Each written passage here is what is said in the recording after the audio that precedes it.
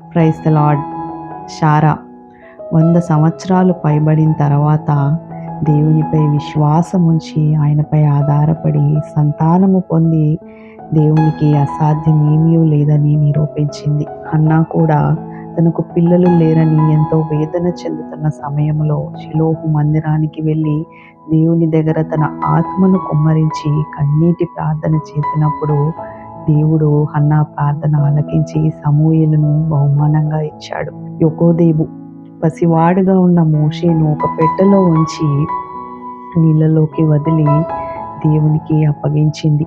మరియా తన పరిశుద్ధ జీవితాన్ని కలిగి ఉన్నందున దేవునికి తల్లిగా ఎంచబడింది. ఎంతో మంది స్త్రీలు విశ్వాసంతో పట్టుదలతో నిరీక్షణ కలిగి కన్నీటి ప్రార్థన చేస్తున్నప్పుడు దేవుడు ఎన్నో అద్భుతాలు చేస్తున్నాడు. ఆయన అద్భుతాలు చేయడానికి సిద్ధంగా ఉన్నాడు. నువ్వు అడిగితే తప్పకుండా దేవుడు నీ జీవితంలో కూడా అద్భుతాలు చేసి నీ జీవితాన్ని మారుస్తాడు. కానీ నీ ప్రార్థన విశ్వాసముతో, నిరీక్షణతో, పట్టుదల కలిగి కన్నీటి ప్రార్థనతో పరిశుద్ధ జీవితం కలిగి ప్రార్థన చేసినట్లయితే తప్పకుండా దేవుడు నీ ప్రార్థన కూడా ఆలకించి గొప్ప కార్యాలు చేస్తాడు.